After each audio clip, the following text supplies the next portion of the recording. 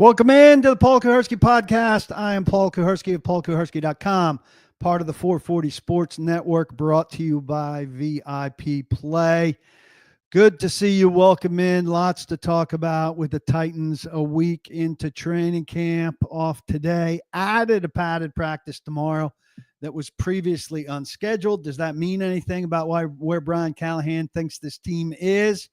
John Robinson talked to Chase and Big Joe this morning on the game.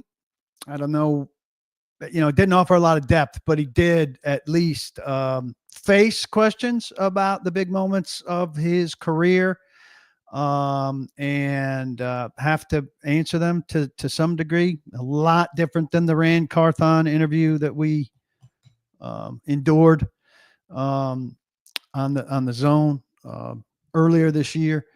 Cam Ward, a bad 2 days. What does it mean? We will get into all of that and more coming up here. Happy to see you. Thanks for coming. Tell a friend, retweet. We're also running right now on YouTube. Will be on Apple, Spotify, and iHeart as always. So appreciate you coming. Barton, TK, Adam, John, among the first here. So good to see you. How many games into the season, Adam says? We'll take a question right off the top. Will it be before we have an idea if Cam is a franchise-changing quarterback? Look, that's different for everybody. So you don't know. I mean, you knew pretty quickly with a guy like Jaden Daniels and CJ Stroud. But there are other guys out there, you have a pretty good feeling about Drake May, right? But there were no team results on a bad roster in New England, and he's got a new coach and coordinator in his second year. So people feel good about him because of the skill set that he exhibited, but you can't say for sure about him. Bryce Young, you can't say for sure about him. He had a resurgence after the benching, but I still don't like him. So we'll see. Focus One is listening from the beach in the Bahamas. He says cheers to me. I say cheers to him. Let's talk about Cam before we get to John Robinson, and feel free to load up your questions there. Tuesday, Cam threw 3 picks, had several balls batted or tipped. Between Tuesday and Wednesday, 4 picks, 5 batted or tipped balls, and just not a very good. I think he completed 11 passes in team on both days, like 11 of 26 and 11 of 28. That may be 7 on 7 in team. Not very good numbers. Now, the thinking was, what he did on Tuesday, you want to see him bounce back from on Wednesday. And Callahan said that before Wednesday, asked about the bounce back. He said, it's the name of the game in training camp, especially for young players. Cam in particular, you have a day that there's some things you can learn from, and you see if you've learned from them and get a chance to go do it again. That's the best part of training camp, is that you don't have to wait a week to see. If there's some improvement, you can come back the next day and then hopefully show some growth and improvement. He wasn't particularly better the next day. The bounce back wasn't there. And Cam said, yeah, the bounce back, it's not about bouncing back. It's just about showing improvement from day to day. He was not in any way substantially better from Tuesday to Wednesday. So that's disappointing. Now we go from Wednesday to Friday. The offense needs to pick it up from Wednesday to Friday, Saturday, Sunday. They've got 3 days here to get some cohesion and to play some better football, and for Cam to settle down. He was good on Saturday, so he had a good day on Saturday at the stadium. He didn't light it up the way some people said, but he did some good things. 2 bad days. They need to level things out and find some kind of balance before they go to Tampa Bay. Because if they practice on offense the way they've practiced on offense the last 2 days against the Buccaneers in Tampa Bay, it's not going to be pretty. Ed says, can we assume the practice on Friday is a direct result of this week's practice results? I think that's tough to say because the defense practiced really well. So the defense get an extra practice on Friday as a direct result because of the practice results? No. I don't know if they were off today and had a walk-through-ish thing tomorrow or vice versa. But here, Jordan Pace raises an interesting issue. The coaching staff is making it intentionally difficult for Cam excuse making is wild, considering every DC will be doing that. I agree with that. And also, like, I'm not saying ease the guy in, but also, throwing everything at him and making it complicated. Or the other side, the offensive side, where they say, we're asking him to do some things we wouldn't ask him to do in a game to kind of figure some things out before we pull back. Don't you want him to first have some level of mastery of the things you need to do and that you will for sure do before you get to this stuff that goes beyond that? Like, it seems to me in the first week or in the beginning part of camp, you wouldn't want your rookie quarterback. You wouldn't say to your rookie quarterback, let's do all of this stuff that is beyond what we're ever going to ask you to do so that we can see what you can handle and then we'll scale it back. I think you would gradually scale it up instead of throwing too much at him and then scaling it back. I know throwing too much at him shouldn't break him or anything like that. If it breaks him, he's not the right guy, et cetera, et cetera. But I don't really get the logic of saying, yeah, we're doing things here that we would never do. And these picks are okay because he's making throws he wouldn't make. It seems too much too soon of doing things we wouldn't do. That frame of reference troubles me some. And I want to talk to Brian Callahan about that.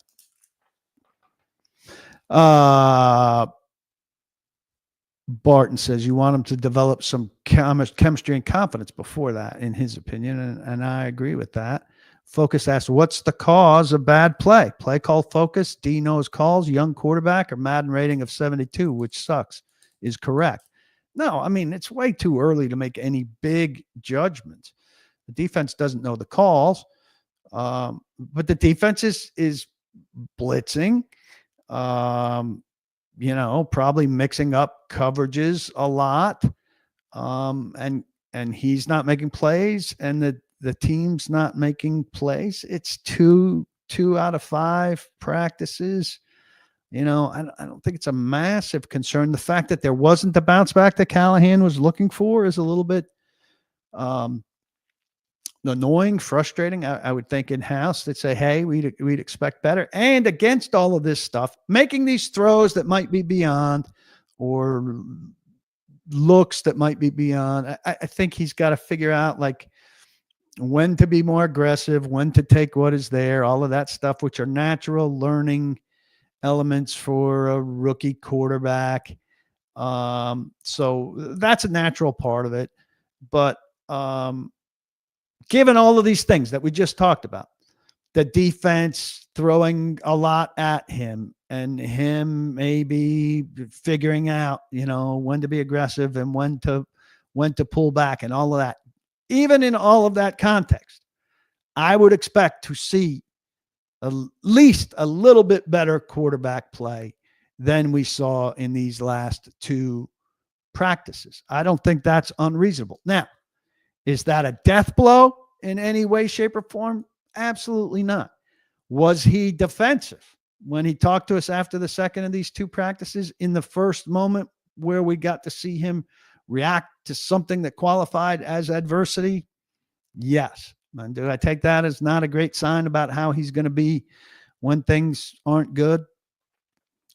Yeah. I mean, he says he doesn't care how the media about he doesn't care about any media, right? He says he only talks to 5 people outside of the Titans facility, and one of them's his Rottweiler, Uno, right?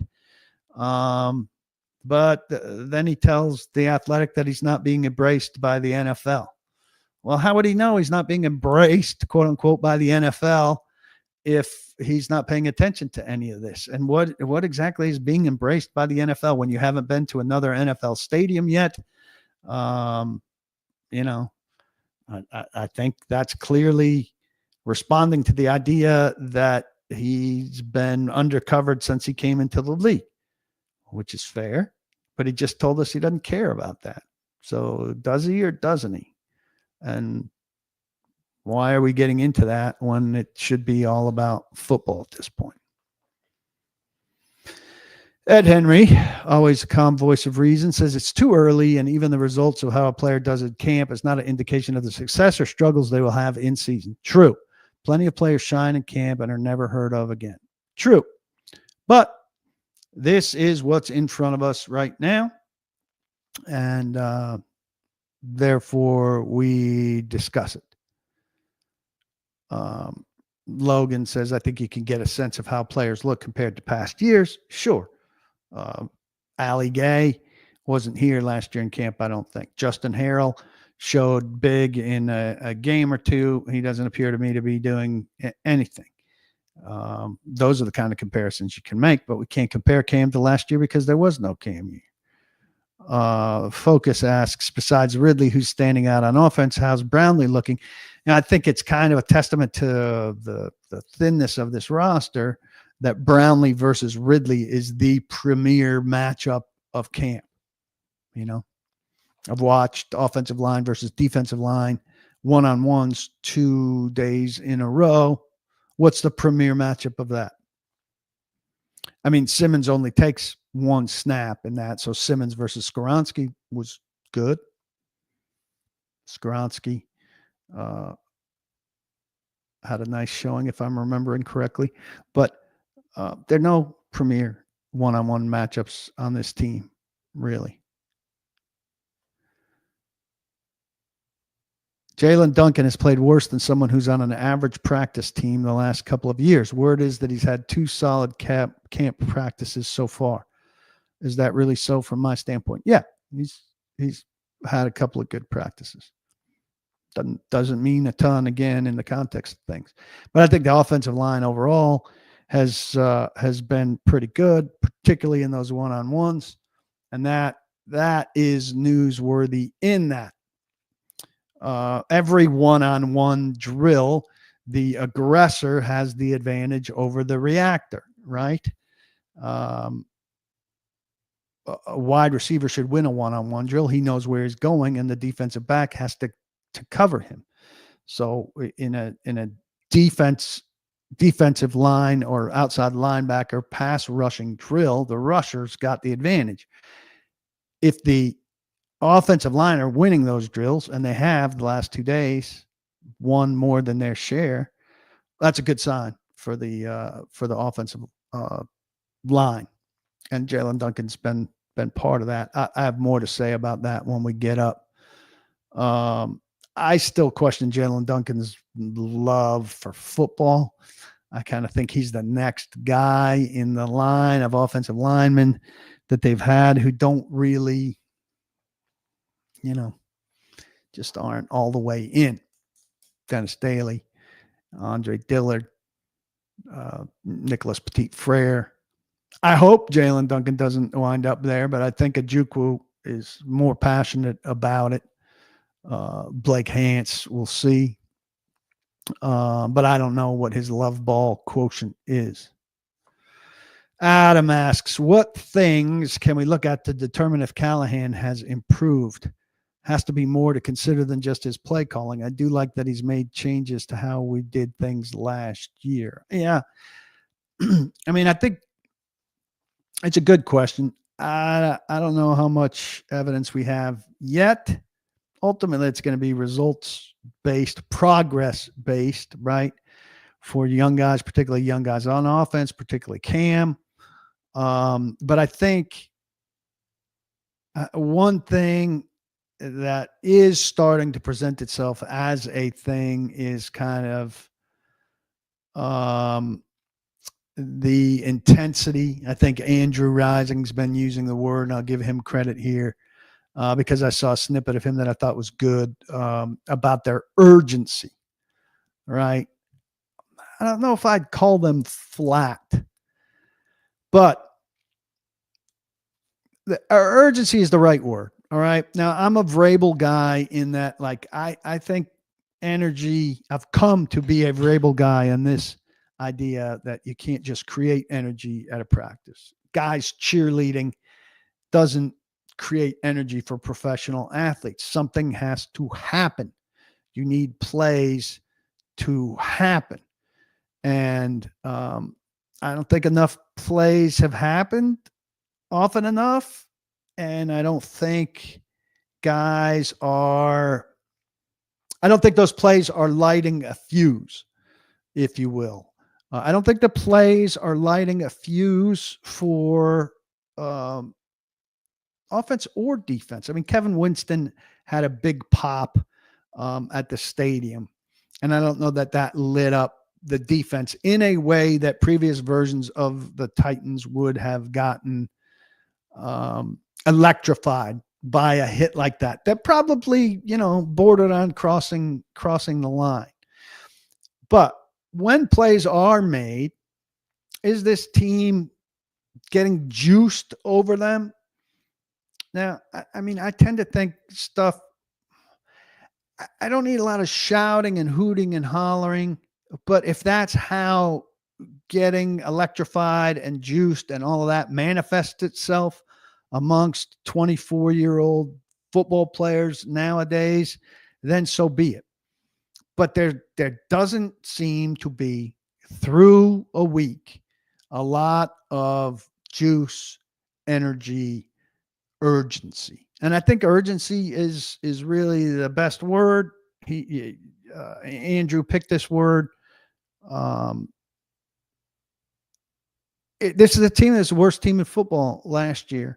A lot of new faces, a lot of new young faces who should be young and hungry, a lot of new veteran faces who should be trying to amp that up for everybody. And it seems that this team right now is lacking in that department.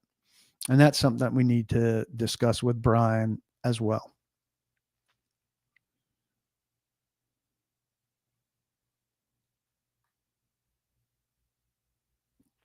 Is Xavier Restrepo making the team, in my opinion, and is he going to play a factor for this team? Brian asks.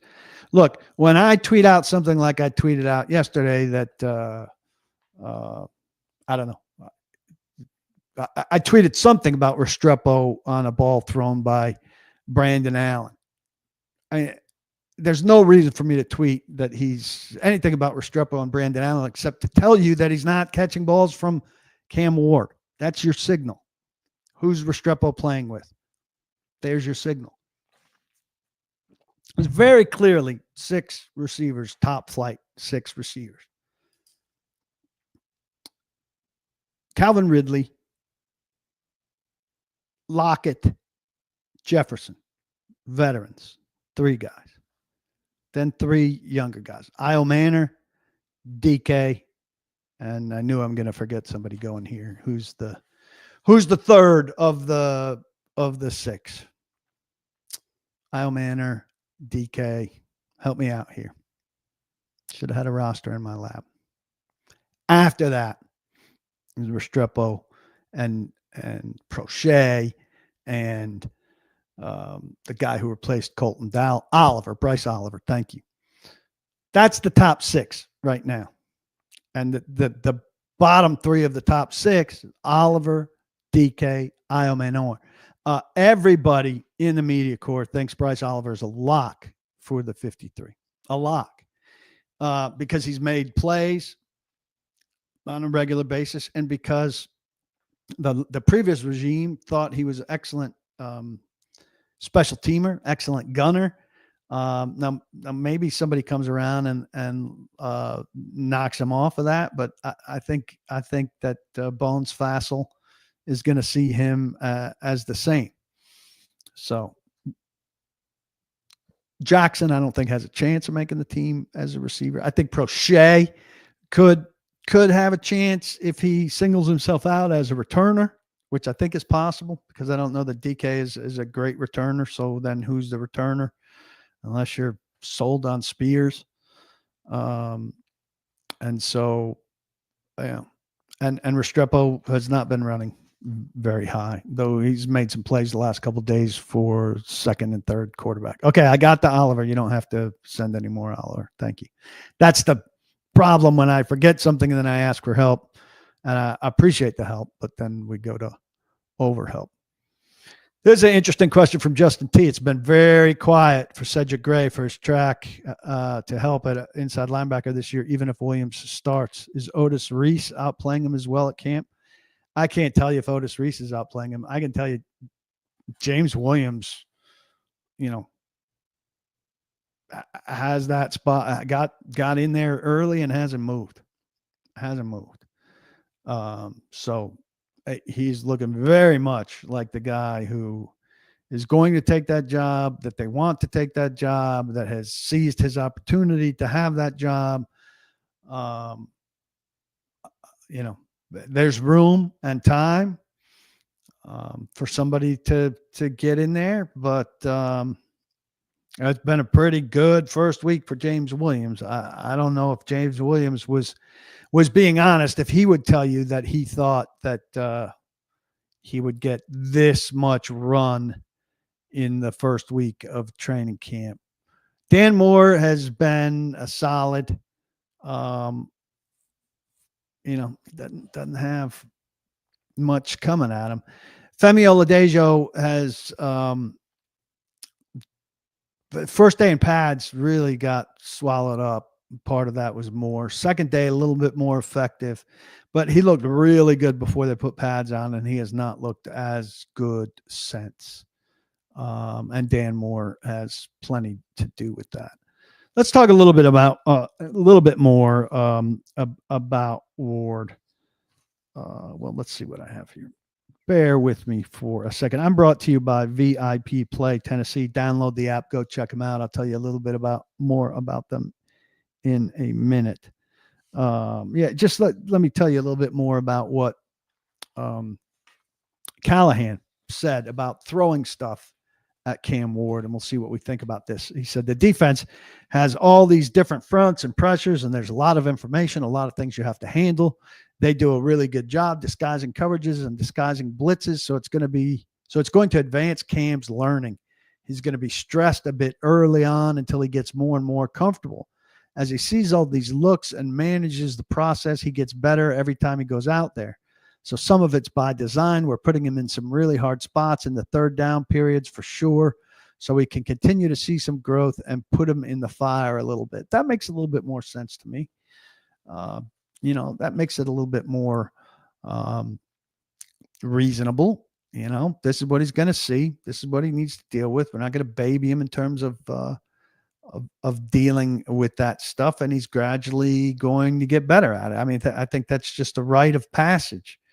And he's just got to deal with that. We're going to need to see some improvement. We're only a week in. They don't play for over a month in a meaningful game.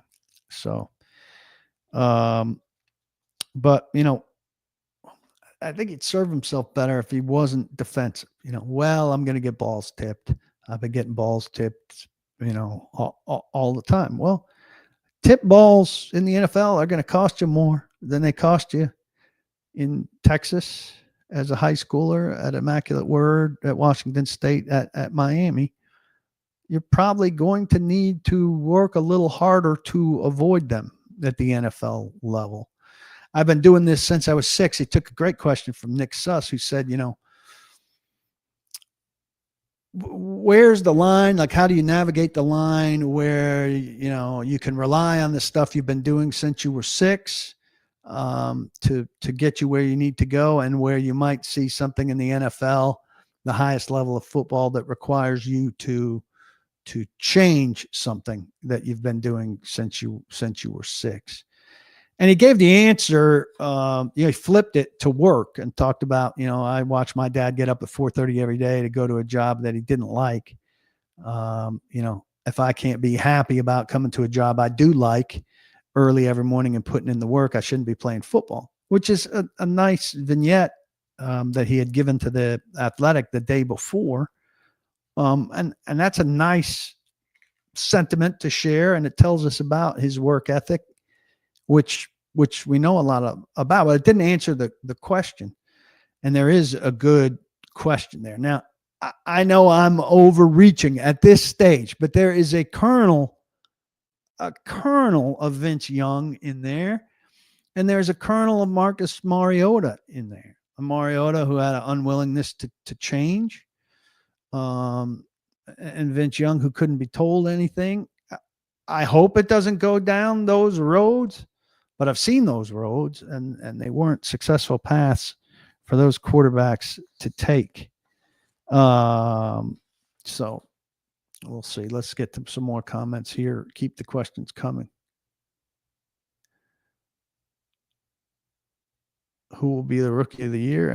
I don't know. I wouldn't put money on. Maybe it's a good time to put money on Cam Ward. There's offensive and defensive rookie of the year, by the way. I thought the question about Restrepo, Adam says, being on the roster, only getting the attention because of Cam, was a dumb one. If he says X earned the attention, nobody believes him. What can he say? I don't remember that question specifically. I mean, he's not only on the roster because of Cam, but I think the most likely roster that he would be on in the NFL is Cam Ward's roster. Ringing endorsement from Cam has some limitations, etc. Sometimes guys are asked questions where their answers are limited, and you see how they say the limited answer, or somebody wants to get the limited answer on the record to use the limited answer. Is Cam's sidearm passing a feature / trick or a bug / crutch? Look, I mean, I don't think it's a feature, but it's not, and nothing you can change. When you draft a guy, you're drafting his throwing motion. It's too late to change a throwing motion when a guy's coming into the NFL. The first tipped ball of these 5 tipped or batted balls over the last 2 practices actually hit T'Vondre Sweat in the helmet, and it was Ward trying to go low to get under something he saw, and then he went too low and hit a helmet.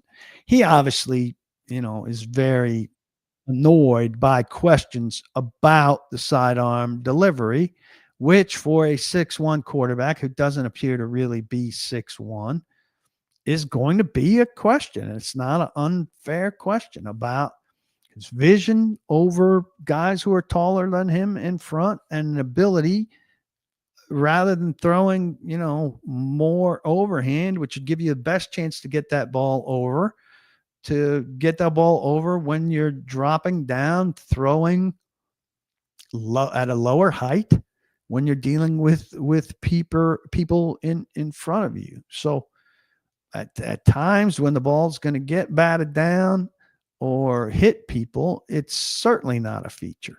At times when he's finding an alternate window or on the move and crafting something, it can be a feature.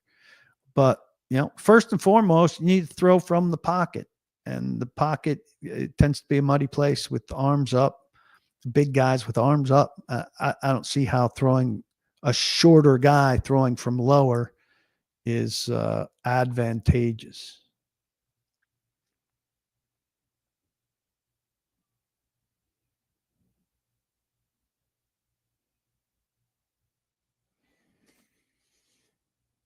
Barton's got a leadership question here. Have I seen Cam take the leadership role by the horns? If yes, can you give specific details on what you've seen? What's the team's response? I mean, teams are always going to follow a quarterback who leads. They see him as a great leader, guy to follow, guy with enormous promise. Calvin Ridley and Will Levis, for whatever reason, did not have chemistry early. Anyway, it took a long time for them to sort things out. Ridley has good chemistry with Ward right out of the gate. They have a real kinship. Now, I was saying to somebody on the sideline the other day, that does not, I think people are going crazy that Ridley's going to be tremendous. And I think Ridley will be better. But does this fix the thing where Ridley went out of bounds, 2 yards short of the marker on a 3rd and 4 when he felt a ghost? I don't know how Cam Ward fixes that, how Cam Ward fixes some of Calvin Ridley's lapses in judgment with the ball in his hands or on routes and stuff like that. So I still think Calvin Ridley has some things to prove in that regard. And so I want to see those things. I mean, Cam stays after practice with receivers. I think specifically receivers that he may have had an issue or two with on a specific route or play or whatever during the course of practice. That's good leadership. But I mean, I think those leadership things that I'm mentioning there are natural to a quarterback, period. You have to be a bad quarterback, a bad starting quarterback, not to be doing those things. He's doing what you would expect him to be doing. JC Latham has looked really good. I don't know that it's about the move to right tackle as much as it's about him having decided to slim down to the degree that he has. JC lost a lot of weight. Simmons has lost a lot of weight. And those are two of the guys that have been, looked really good in this camp so far. So. Scrolling through your questions here. Can we compare Cam versus Shador? No. Shador is not throwing interceptions, but he's not getting much time with the ones. Where Cam has interceptions, but he's only been with the ones. I mean, I don't see how you can compare a guy who's playing with the threes to a guy who's playing with the ones. So that's comparing Cam with Tim Boyle. And I don't think there's any comparison for Cam and Tim Boyle. It's just not. I mean, Tim Boyle is playing behind offensive linemen you've not heard of, against defensive linemen you've not heard of. It's there will be, of the people who are on the field for most Tim Boyle snaps, there will be 2 or 3 who are on the 53-man roster. And I may be overestimating there. Because you've got maybe there's 5.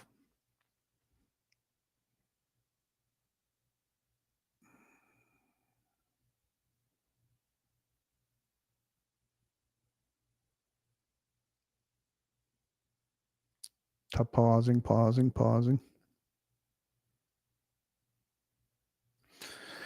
Ed says, curious, would they be taking that same exact approach with Cam if Levis didn't get hurt? Was that the plan all along, or is it now accelerating? I think in terms of what they're doing in practice, they would be taking the same exact plan. I think it's the end result. Like if they get to a point and say, you know what, he's not ready, and it'd really be ideal if he didn't play out of the gate. I think I just don't know how they could do that. I don't know how in the world they could not play Cam Ward on opening day, given what they have on the roster. I mean, if they start Brandon Allen, on opening day. They've really got some problems. And I think Will Levis is a significant notch better than Allen. So that's that. Jeffrey Simmons has a new agent. Now, Athletes First put out that Todd France has taken over as Jeffrey Simmons' agent. Athletes First is a big, bad agency. Paul Dubricel was a small agent, up and comer, maybe. I think did a good job for Jeff in terms of getting his last big deal, but that came as he kind of formed some kind of kinship with Rand Carthon, and Rand Carthon worked with Jeff's uncle, who was in the mix and tied to this whole contract negotiation and Jeff and everything. Simmons has 2 years left on his deal, but the guaranteed money is either over ending this year. And I certainly would think that Jeff will want a deal soon that gives him new guaranteed money, new money. Titans can get out of this deal next year for like $9 million dead. They're certainly not going to want to get out of a Jeff Simmons deal.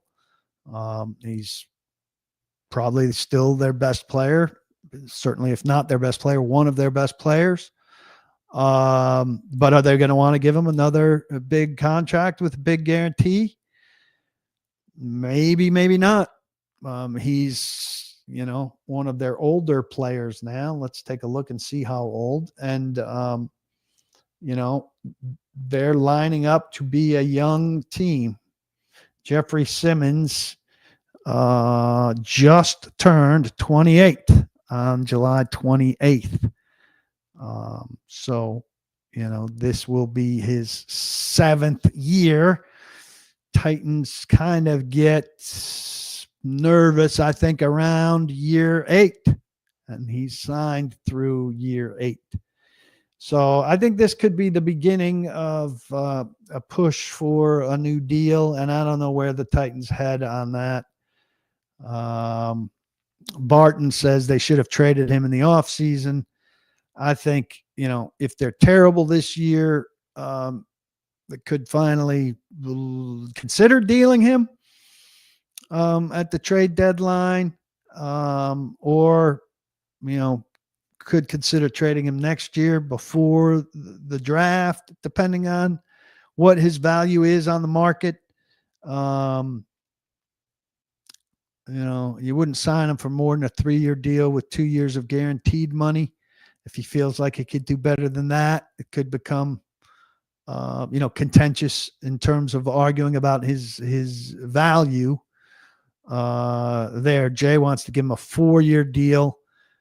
4-year deal with $110 million, $70 million guaranteed. Well, $70 million guaranteed, that's going to spill over into 3 years. And I don't know about giving him 3 years worth of guaranteed money. Would I have let Christian Wilkins kiss my forehead? I don't think anybody had a choice in this. I also think there's much more to it than that. That's not going to send somebody to HR, is it? I doubt it. Join PaulKuharsky.com. Get James Foster, Mike Herndon, Blake Bedingfield, and all of my best insights. It's the price of a cup of coffee or a fancy cocktail. It's really, you're not going to notice it. If you come to these podcasts, you get a sense of what we are. All the people who are members here in the comments will tell you it is absolutely worth it. $7.50 a month or 10% off an annual membership. Retweet, thumbs up, subscribe on YouTube, like, rate, review on Apple, Spotify, and iHeart. Please become a member.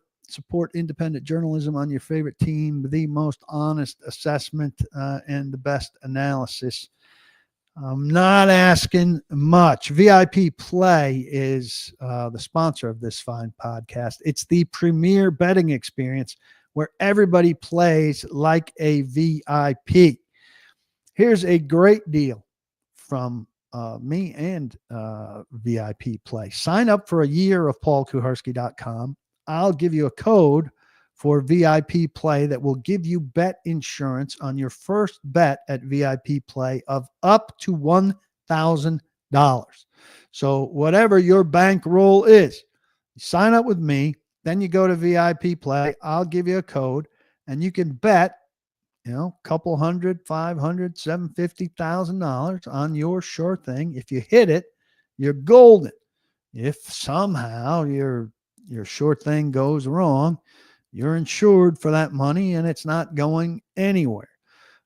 It's a great deal. So just go to paulkuharsky.com, hit the sign up button, sign up for a new yearly membership, and you are in line for this deal with VIP Play. Download the app and be ready. Then sign up for my site, paulkuharsky.com. Let's get that in process first. Then I'll give you the code and you do the VIP Play deal. Gambling problem? Call 1-800-889-9789. Terms and conditions apply. Must be 21 and over in Tennessee to bet. Appreciate you all being here. Good conversation, good questions. Jay Reed says Simmons is 28, but only if the team improves and he reverts back to elite level play. Even if he reverts to elite level play, how much more elite level play does he have? He's got some injury history going on now.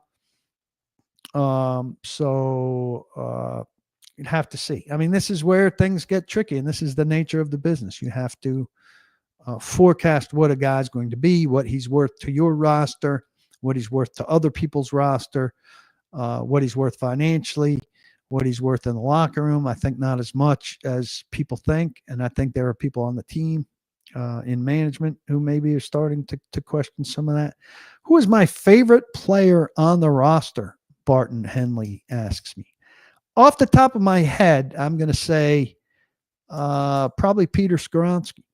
I've got a good relationship with Peter Skoronsky. I think he's growing into a better player. I think he's going to be good. And I just think he's a fair, reasonable guy who gets it, gets how the league works, gets how the media works.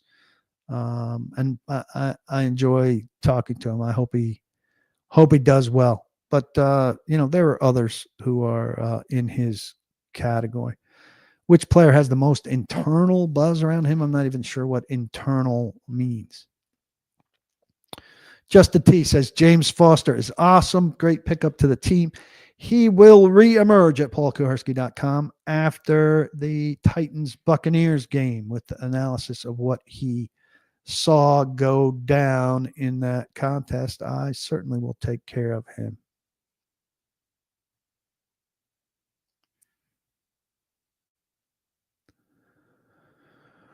Kane asks, how impressed would I be if the Titans went into week 1 and beat the Broncos in Denver in Cam's first game? I'd be very impressed. That would be a good win.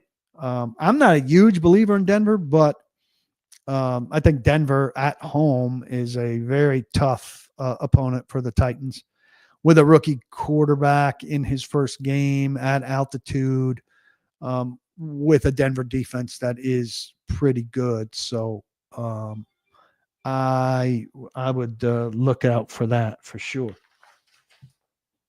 The New York Yankees are finalizing a trade to acquire closer David Bednar from the Pittsburgh Pirates, sources tell Jeff Passan of ESPN. David Bednar would have been my first choice. Now, I just hope they're not giving up too much because I don't think the Yankees are going anywhere this year. So I don't know what Bednar's contract situation is, but I hope he's under contract beyond this year. So I hope, ridiculously, Yankees didn't give up much for a very good closer and that he's under contract for beyond this year.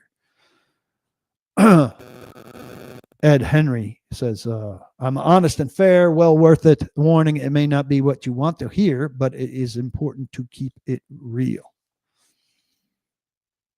Barton Henley says, I don't know if Simmons has been quote unquote elite. He's been elite in moments. He's had elite games. Game in Los Angeles against the Chargers a couple years ago, he was absolutely fantastic. Consistently elite, week to week elite? No. Also, look at my Twitter feed. Jeff, during the offseason, again, was talking about the travails of being double teamed constantly, right? He's double teamed constantly. Oh, woe is him. He talks like he's the only guy in league history to have been double teamed, which is just ridiculous. Guys who are double teamed, guys who play well in the interior of the offensive line are double teamed quite a bit. Seth Walder of ESPN, a friend of mine, put out a partial or list during the season last year before the season was over, measuring pass rush win rate against double team rate. And I asked him if he could do it for the entire season, and he put that out late today. And I tweeted it and said Jeffrey Simmons did pretty well against double teams last year, though there were a lot of guys who did better. But he spoke as if they were constant when Tavondre Sweat and many others actually saw them more. It's actually saw them and won against them more. So I just tire of Jeff talking about double teams as if he sees them more than anybody else in the league, which is crazy. I just like Skoronski, Matt Bailey said, because he's from Northwestern. I have no affinity for Northwestern. I almost went to Northwestern, and then I went to Columbia. So, I like and respect Northwestern, like I like and respect Stanford or Duke, but I don't root for Northwestern, Stanford, or Duke players in any way, shape, or form. Which rookie excites me the most from what I've seen so far? I mean, I like Isle Manor, though I think it's funny that he can't run the ladder. If you haven't read that story at paulkuharsky.com, you've probably seen highlights as for the intensity level of the fans in here. They know that Alec Isle Manor cannot run the ladder that these guys run at the beginning of the drills. But Alec was very funny talking about it, and Callahan as well. The things that a ladder usually indicates about big guys having trouble at the top of their routes and stuff does not really translate to problems for him. So anyone in the secondary standing out in place of Snead? Well, I mean, Brownlee is not in place of Snead. He's the other starter, but Brownlee brings a lot of intensity and has been quite good. I think Daryl Baker is doing okay, and I like Daryl Baker, but I don't know that I'd say there's been a secondary standout.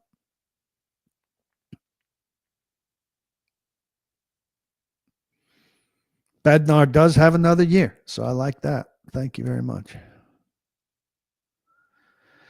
30, Jay says, isn't a death sentence like it was years ago. The game is less physical. Sports medicine is way better, and athletes take care of their body better. Yeah. Well, I mean, we saw that firsthand with who? With Julio Jones. Right. That's why. Look, you can say that, but I don't think the statistics are bearing it out. Guys slow down at 30. They do. The league, go look at the available pass rushers in the NFL. Matthew Judon. Why is he not signed? Well, one, he wants too much money. And two, he's on the wrong side of 30. So, yes, 30 is still a significant deal. Adam's a Mississippi State fan. He says he loves Big Jeff and he'd trade him.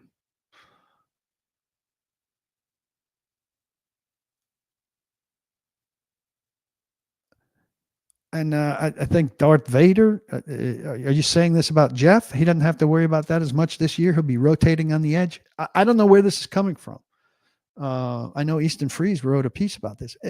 First off, why would you move Jeff Simmons to the edge? He's a very good defensive tackle. So, and the Titans are weak on the edge. So, do you want Jeff Simmons at defensive tackle and then Femi Oladejo at edge? Or do you want Jeff Simmons at edge and James Lynch at defensive tackle? Like, why weaken yourself on the interior in order to play a average interior player? So you could take Simmons, put him on the edge to solve your edge problem and create an interior problem. That doesn't make sense. And then play Simmons out of position. Doesn't make sense. I don't see why you would turn him into an edge. You play him some snaps there to surprise people, or in situations, that's fine. But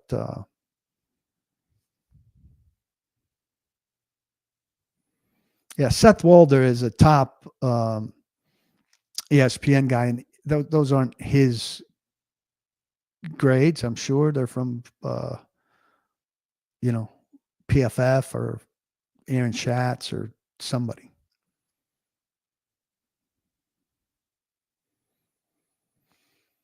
Justin says, has Warren Moon or any of the great Titans Oilers players been around the team more overall since celebrating the Oilers Titans together? I mean, Warren Moon lives in Seattle, I think. There were some guys around at the stadium practice. I saw Scott Sanderson. I know some other bigger names were around. I was trying to plug into practice, so I didn't see him. How's my feel on the edge position overall? Terrible. They're terrible at edge. I mean, if Femi can come around some, it gives you a little bit of hope there. Arden Key is a streaky player, so maybe he'll give you three good games once in a while. Draymond Jones, big. I mean, these guys should stop the run better. But none of these guys have a history of being super effective pass rushers. Jihad Ward, I think I saw running with the third string. All right, Jay, you want to defend 30-year-olds. Name me 3 30-year-old players that the Titans have added as veterans in the last, since Vrabel got here, who were significant contributors. It's be a good game. I don't know if they're who they'd be, but have at it.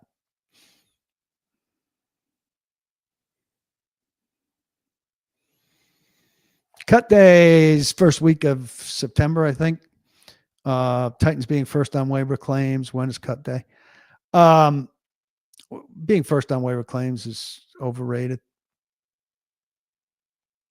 The caliber of guy you get from cuts is not nearly what people like to pretend it is.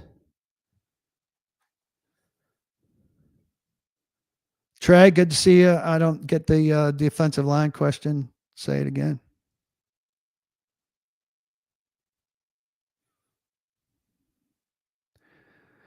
What position group could be most improved this year with first looks? I presume you're asking me about my first looks. What position group could be most improved this year? Could be most improved? Quarterback.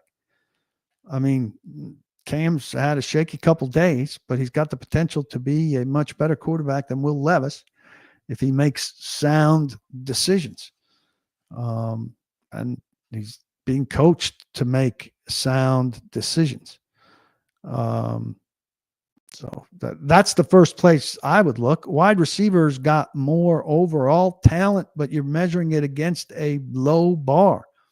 I mean, I like the idea of DK and Isle Manor, but they're 2 4th-round picks.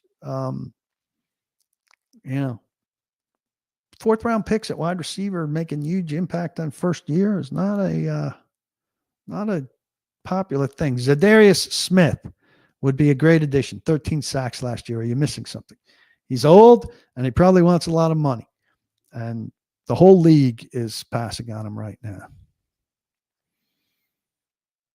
PFF, where people go to be misinformed, says Tall Texan. Some of their stuff is interesting. Some of it, I think their guard stuff overrates run blocking. I've been told by one Hall of Fame caliber guy who knows a lot about guards. I'd never put it out there as the end all be all. It's some context in some situations. Tajay Spears looks much quicker. I don't think he's gotten the ball as much in the last 2 padded days. So there you go. Trey, you're just saying names. I don't know what you're referring to. You got to give me some context. Same as when Darth says Nick Foles.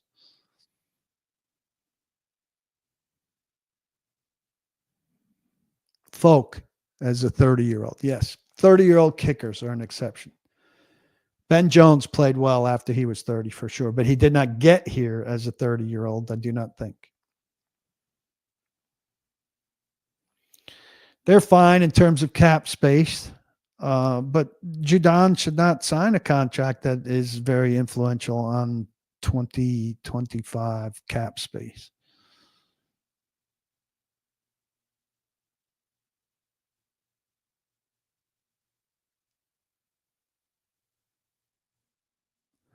Offensive line will be most improved. It has to, or Callahan has to go as offensive line coach. So there's no scenario where Callahan goes as offensive line coach and Brian stays as head coach.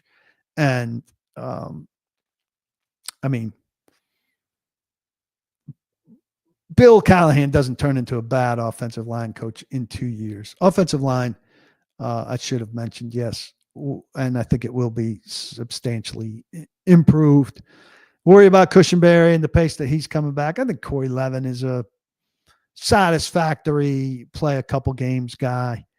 I like him a lot personally, but I think he's maybe being a little bit overrated as a replacement. We'll see. Any players on the trade block? Trey, first off, it's not trade season. I mean, you might dump a guy or try to dump a guy before cuts because you're swole. The Titans are not swole. Jackrabbit was over 30. Jackrabbit Jenkins. Now, was Jackrabbit Jenkins a success? I'd say he was replacement level. Is there any position group where I think the Titans won't be better than last year? Well, that's an interesting question. Helm should make tight ends better, but I don't have a lot of faith in Chig.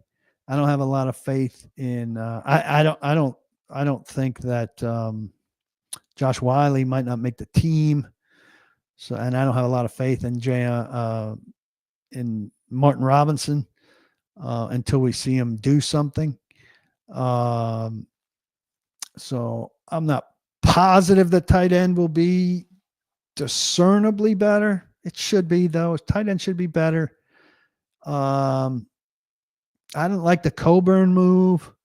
So I'm not certain that defensive line is better. Sebastian Joseph Day, to me, has not had a particularly good camp. And they're counting on some undrafted rookies there in Coburn's absence.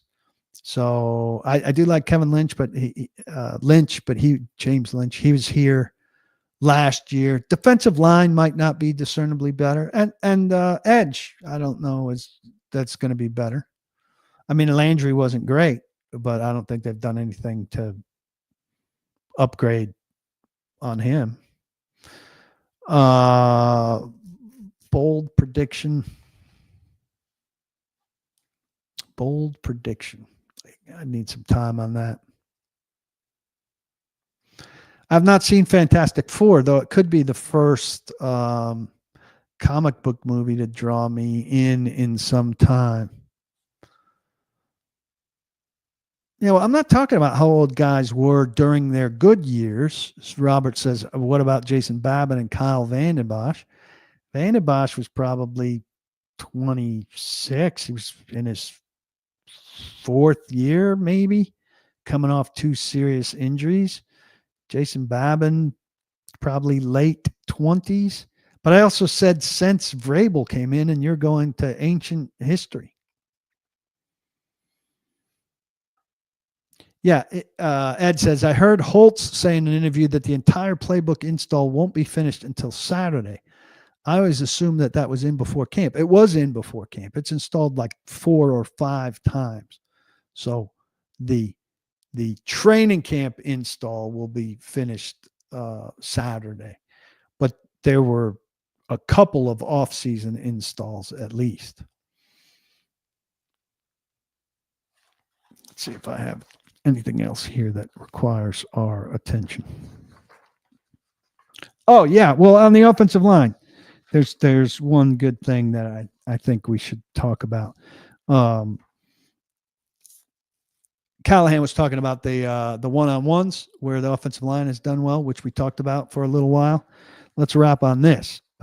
He said he noticed more. It's more the technique from the offensive lineman, just how much more comfortable these guys are in their set technique, in their strike and their hand placement, especially the guys that have been here for going on 2 training camps now. So you see it. You see the confidence. You see their preciseness. That improvement over time has really shown up. So that's been encouraging to see. Now, you wish that didn't take 2 years for some guys, but that's another reason to have faith in the offensive line to improve. Guys like Skoronski, Latham. Now, Zeitler, is a wily veteran who's been around the league. Cushenberry's going to be a late joiner, so he's not participating in this stuff right now. But Williams Moore is a vet who's been around. It's a more experienced group, but I'm especially big on Skoronski and Latham's second year in Callahan's system, and the stuff that Brian Callahan's talking about right there sounds pretty encouraging. So I think you could feel good about that, and I see cause to be enthusiastic about the offensive line right now. Always offset by the fact that the Titans don't have great pass rushers, and I think we'll get a nice feel going against seeing them go against Tampa, a team that generally does pretty well chasing after the quarterback. So that's coming up next, Thursday, next Thursday. And I'll be down there, paulkuharsky.com. I go where the Titans go. Please, if you're not a member, jump on board. You could take that VIP play offer. Sign up for a year at paulkuharsky.com. Get a code from me. Go over to VIP play and get up to $1,000. They'll give you insurance on your first bet. So that's a sweet deal all around. I appreciate your loyalty, your membership. I appreciate you considering membership. If you're not a member, I love this thing we have going, and I encourage you, don't block the box. Be sure to lock your locks. Cheers, everybody.